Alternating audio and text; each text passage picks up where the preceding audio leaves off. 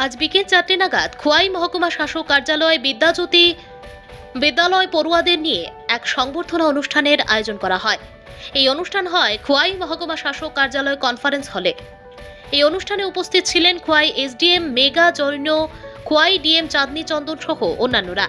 এই অনুষ্ঠান বিভিন্ন বিদ্যালয়ের ছাত্রছাত্রী ও শিক্ষক শিক্ষিকা এবং অভিভাবকরাও অংশগ্রহণ করে। এরপর ছাত্রছাত্রীদের সংবর্ধনা দেওয়া হয়।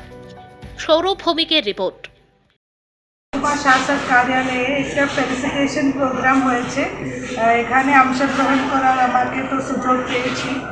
তো এই বিদ্যাজ্যোতি স্কুলের এসএমসি চেয়ারম্যান এসডিএম, তো খোয়াই সাব ডিভিশনের যতগুলি বিদ্যাজ্যোতি স্কুল আছে ওখানে আর্টস আর স্পোর্টস এটাতে ভালো প্রাইজ পেয়েছে। ন্যাশনাল লেভেল, স্টেট লেভেলে আমাদের যশস এটা করেছে।